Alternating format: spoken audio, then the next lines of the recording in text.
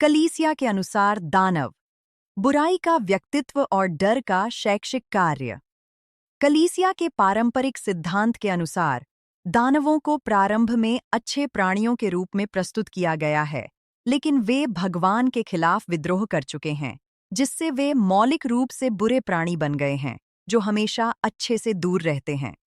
इस दृष्टिकोण में वे मानवता के विरोधियों के रूप में कार्य करने लगते हैं, आत्माओं को प्रलोभन, धोखे और नैतिक अराजकता के माध्यम से भटकाने का प्रयास करते हैं।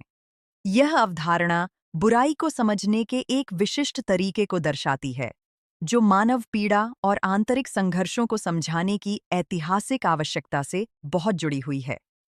एक ऐसे समय में जब मनोविज्ञान, न्यूरोसाइंस या चेतना की गतिशीलता के बारे में कोई ज्ञान नहीं था, बाहरी प्राणियों को बुराई का कारण मानना सामूहिक नैतिकता को व्यवस्थित करने के लिए एक तार्किक और कार्यात्मक समाधान प्रतीत होता था।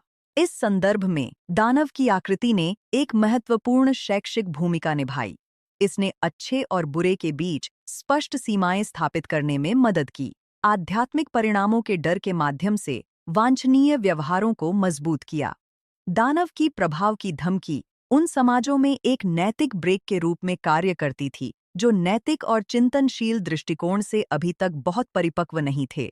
हालांकि जब इसे तर्क और आधुनिक ज्ञान के प्रकाश में विश्लेषित किया जाता है, तो यह दृष्टिकोण वैचारिक कठिनाइयां प्रस्तुत करता है। हमेशा बुरे प्राणियों का विचार न्याय के सिद्धांत और प्रकृति में जो कुछ भी हम देखते हैं, उसके साथ संघर्ष में है।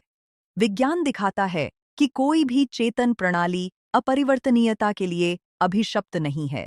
जीव विज्ञान, मनोविज्ञान और मानव इतिहास में प्रगति सीखने, अनुकूलन और निरंतर परिवर्तन के माध्यम से होती है।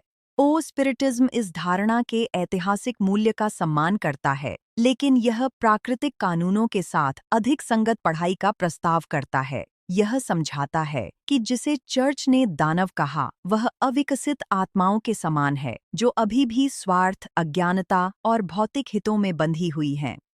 ये आत्माएं स्वभाव से बुरी नहीं हैं, बल्कि विकासात्मक चरण के कारण हैं, जैसे कि मानवता पहले भी समान चरणों में रही है।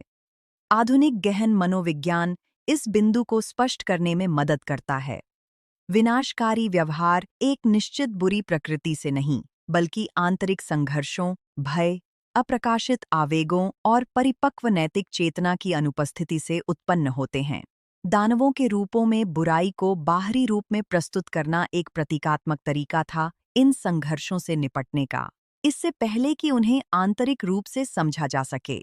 एक महत्वपूर्ण पहलू यह है कि आत्मा के दृष्टिकोण में कोई अपरिहार्य प्रभाव नहीं होता।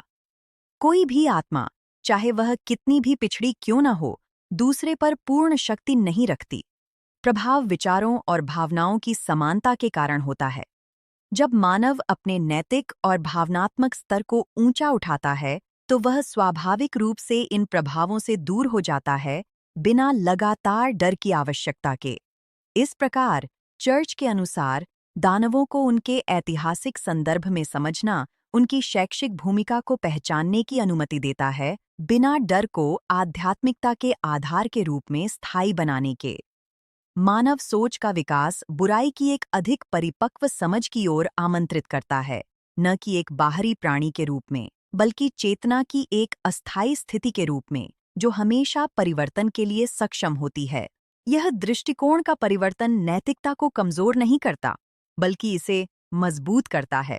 मानव अपने अदृश्य दुश्मनों के खिलाफ लड़ना बंद कर देता है और अपने स्वयं के विचारों, विकल्पों और दृष्टिकोणों की जिम्मेदारी लेना शुरू कर देता है, यह समझते हुए कि सच्ची मुक्ति भीतर से बाहर की ओर होती है। यदि यह विचार आपको दानवों की पारंपरिक दृष्टि को बेहतर समझने में मदद करता है और इसे तर्क के प्रकाश में पुनः पढ़ने में मदद करता है, तो लाइक करें, साझा करें और अपनी टिप्पणी छोड़ें। आपकी भागीदारी इस संदेश को अधिक लोगों तक पहुंचाने में मदद करती है।